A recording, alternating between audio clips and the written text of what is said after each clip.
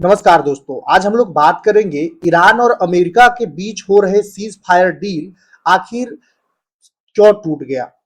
पूरा deal final भी नहीं हुआ, परमानेंट शांति वार्ता भी नहीं हुआ और टूट क्यों गया।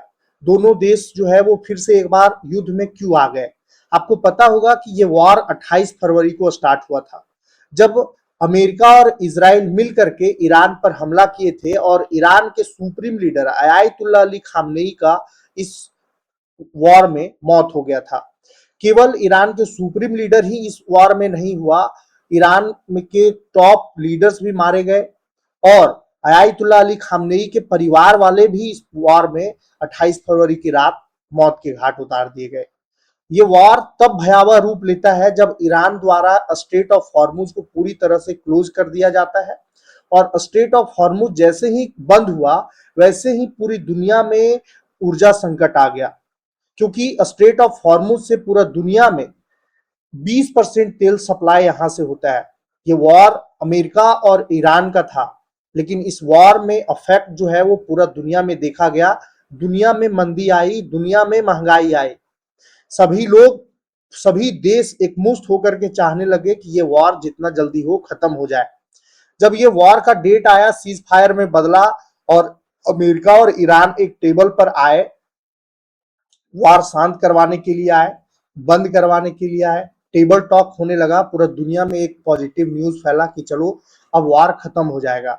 लेकिन ये पूरा सीज फायर कन्वर्ट भी नहीं हुआ था। 60 दिनों का वार्ता था कि 60 दिनों में परमानेंट शांति समझौता होगा।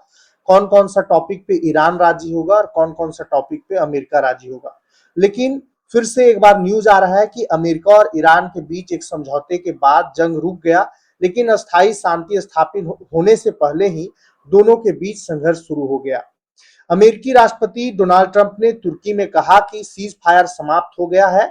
इस बयान के बाद यह आशंका और बढ़ गई कि केवल 3 सप्ताह पहले शुरू हुई बातचीत की प्रक्रिया बहुत जल्दी खत्म हो सकती है। इस दौरान दोनों पक्षों ने एक दूसरे पर सीज फायर का पूरी तरह पालन नहीं करने का आरोप लगाया और बीच बीच में गोलीबारी की घटनाएं सामने आई। अब हमले फिर से उसी स्तर पर शुरू हो गए हैं जैसा दोनों देशों के बीच समझौते पर हस्ताक्षर के पहले हो रहे थे।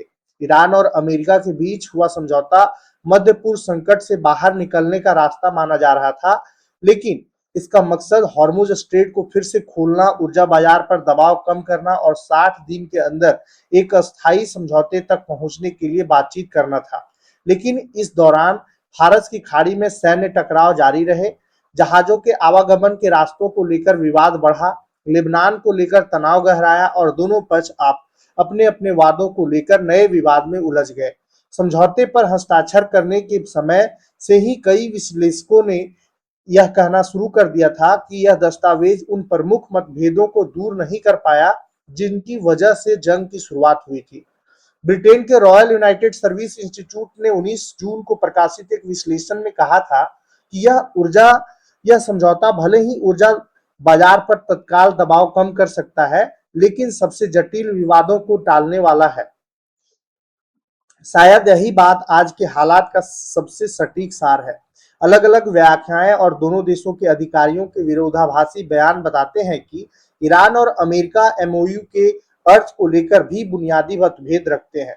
थिंक टैंक चैथम हाउस ने 19 जून को प्रकाशित अपने विश्लेषण में कहा कि हॉर्मुज स्ट्रेट को लेकर ईरान और अमेरिका के बीच हुए समझौते में ऐसे शब्दों का इस्तेमाल किया गया है जिनकी अलग अलग व्याख्या की जा सकती है। समझौते के दस्तावेज में कहा गया है कि ईरान 60 दिनों तक जहाजों से कोई शुल्क या आने जाने पर कोई शुल्क नहीं लेगा और व्यापारिक जहाजों की सुरक्षित आवाजाही सुनिश्चित करने के लिए अपना सर्वोत्तम प्रयास करेगा। लेकिन इस अवधि के बाद कई महत्वपूर्ण मुद्दों पर स्थिति साफ नहीं है।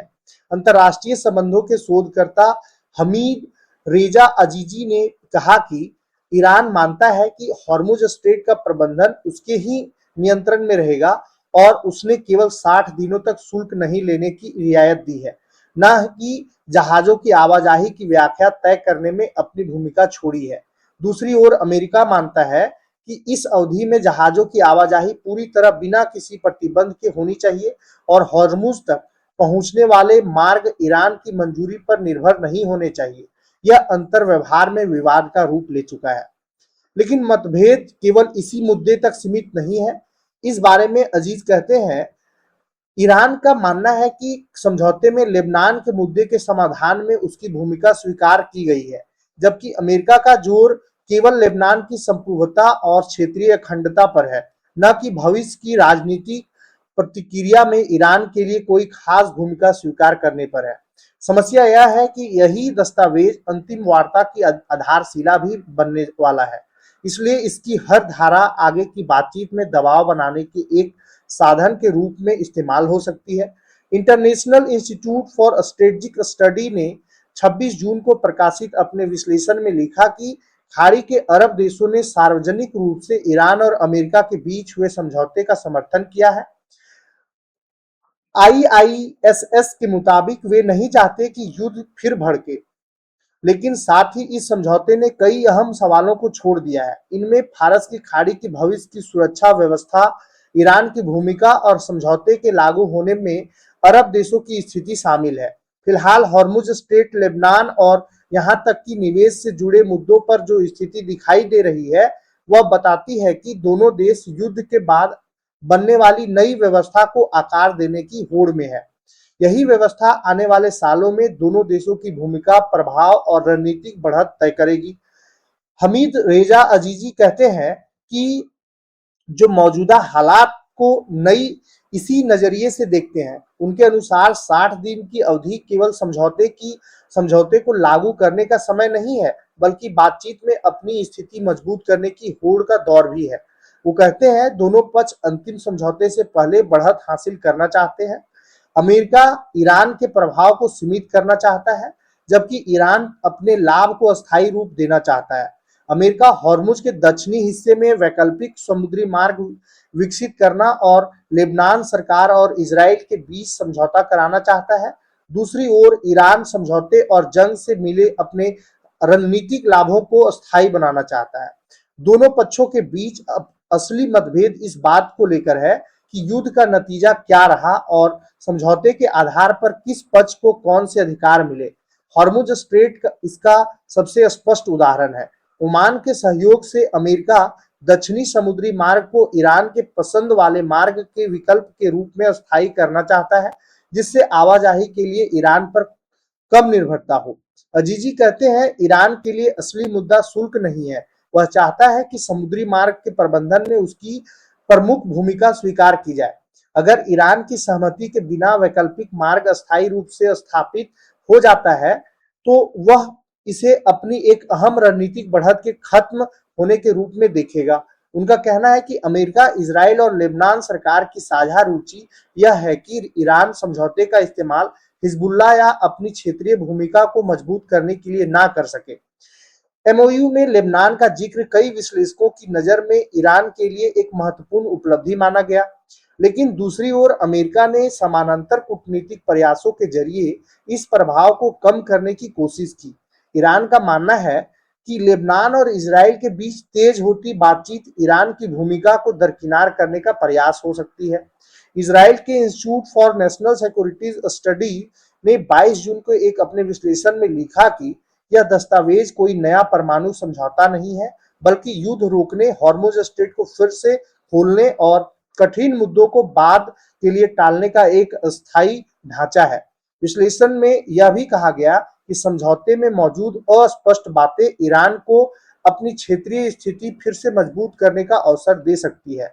इसलिए ऐसा लगता है कि समझौते के दायरे को सीमित करने के लिए अमेरिका का दबाव केवल ईरान पर अविश्वास का नतीजा नहीं है। संभव है कि इसके पीछे अमेरिका के क्षेत्रीय सहयोगियों और उन देशों की चिंताएं भी हो, जिन्हें आशंका है कि ईरान और अमेरिका के बीच हुआ समझौता क्षेत्रीय सुरक्षा व्यवस्था में ईरान की भूमिका को और मजबूत कर सकता है। माना जा रहा था कि यह समझौता ईरान के लिए आर्थिक लाभ लेकर आएगा। इनमें निवेश और आर्थिक पुनर्निर्माण से जुड़े प्रावधान शामिल थे, जिनमें खाड़ी के देशों की भागीदारी की उम्मीद की जा रही थी। लेकिन जल्द ही स्पष्ट हो गया कि आर्थिक प्रोत्साहन भी राजनीतिक और सुरक्षा से जुड़े होड़ से अलग नहीं रहेंगे। द सुफान सेंटर ने 18 जून के अपने विश्लेषण में लिखा, इस समझौते में ईरान के पुनर्निर्माण और विकास के लिए खाड़ी के अरब देशों के निवेश को अमेरिका का समर्थन है। हालांकि खाड़ी के देशों के नेता तभी इस दिशा में आगे बढ़ेंगे जब उन्हें अधिक स्पष्ट शर्तें और ठोस भरोसा मिलेगा। हमीद रेजा अजीजी कहते हैं कि अमेरिका आर्थिक प्रोत्साहन का इस्तेमाल उन रियायतों के लिए करना चाहता है शुरुआती समझौते में जिनका स्पष्ट जिक्र नहीं था। इनमें ईरान का मिसाइल और ड्रोन कार्यक्रम और क्षेत्र में उसके समर्थक समूहों का व्यवहार शामिल है। अमेरिकी विदेश मंत्री मार्को रूबियो ने खाड़ी देशों की अपनी यात्रा के दौरान कहा कि ईरान में संयुक्त निवेश तभी संभव होगा जब वह अपने मिसाइल और ड्रोन कार्यक्रम से जुड़े मुद्दों पर कदम उठाए और क्षेत्रीय नीति में बदलाव करे। ये शर्तें शुरुआती समझौते के दस्तावेज में कहीं शामिल नहीं थी। दोनों पक्षों के बीच बातचीत के दरवाजे अभी पूरी तरह बंद नहीं हुए हैं, लेकिन दोनों ही एक साथ एक दूसरे की परीक्षा भी ले रहे हैं। शिकागो विश्वविद्यालय में राजनीति विज्ञान के प्रोफेसर रॉबर्ट पेप इस स्थिति को तनाव बढ़ने का जाल कहते हैं। उनके अनुसार यह ऐसी स्थिति है जिसमें एक पक्ष का सीमित कदम दूसरे पक्ष को भी सीमित जवाबी कार्रवाई के लिए उकसाता है। इसमें शायद कोई भी पक्ष पूर्ण युद्ध नहीं चाहता, लेकिन दोनों धीरे धीरे उसी दिशा में बढ़ सकते हैं। इस प्रवृत्ति के संकेत दोनों पक्षों के व्यवहार में दिखाई देते हैं। रॉबर्ट कहते हैं कि इस युद्ध के बाद ईरान पहले से अधिक मजबूत होकर उभरा और क्षेत्र में शक्ति संतुलन बदल गया। ईरान समझौते के दस्तावेज में लगभग वे सभी बातें शामिल कराने में सफल रहा जो वह चाहता था। उनके अनुसार समस्या यह है कि डोनाल्ड ट्रंप अपनी रणनीतिक नाकामी को स्वीकार नहीं करना चाहते। हॉर्मुज का मुद्दा ईरान के लिए केवल आय का स्रोत नहीं है, वह कोई कीमत लेकर हॉर्मुज से पीछे नहीं हटने वाला है। ईरान के लिए हॉर्मुज स्ट्रेट युद्ध के बाद की सुरक्षा और रणनीतिक व्यवस्था का एक बुनियादी हिस्सा बन गया है। संभव है कि अमेरिका सैन्य उपस्थिति बढ़ाने या वैकल्पिक मार्ग बनाने को केवल समुद्री आवाजाही की स्वतंत्रता बनाए रखने का कदम माने, लेकिन ईरान उसी कार्रवाई को अपनी सबसे अहम रणनीतिक बढ़त खत्म करने की कोशिश के रूप में देखेगा।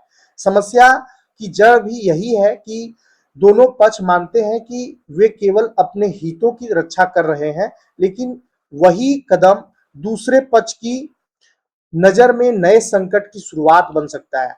मौजूदा स्थिति को शायद एक वाक्य में इस तरह समझा जा सकता है, न पूरी शांति न पूरा युद्ध। अगर आज क्षेत्र का नक्शा देखा जाए तो ऐसा लगता है कि युद्ध की आग भले ही धीमी पड़ गई हो, लेकिन जिन कारणों से यह संघर्ष शुरू हुआ था उनमें से लगभग सभी कारक अभी भी मौजूद है। यह वह स्थिति है जिसके बारे में कई विश्लेषक पहले ही चेतावनी देते रहे हैं। इससे न स्थायी शांति स्थापित हुई और न ही युद्ध पूरी तरह समाप्त हुआ। हाल के दिनों में संघर्ष की आग फिर भड़क उठी है, जबकि दोनों पक्षों के मूल मतभेद अब भी जस के तस बने हुए हैं। फिर दोनों पक्षों के बीच असली प्रतिस्पर्धा जंग के बाद बनने वाली नई क्षेत्रीय व्यवस्था और उस समझौते की व्याख्या को लेकर है। और इस तरह से ईरान और अमेरिका दोनों जो है वो अस्थायी शांति समझौता किए थे। दोनों देश जो है इस होड़ में लगे हुए हैं कि ये वॉर जो 28 फरवरी को स्टार्ट हुआ था उस वॉर को ईरान जीता है। ईरान कहता है, अमेरिका कहता है कि ये वॉर हमने जीता है, लेकिन दोनों मानने के लिए तैयार नहीं है। ईरान अपना मुद्दा पर बना हुआ है। ईरान चाहता है कि अब हम मिडिल ईस्ट में पावरफुल बन करके उभरे और अमेरिका इसको स्वीकार करने से परहेज कर रहा है। अब आगे क्या होता है स्थिति पर नजर बना हुआ है।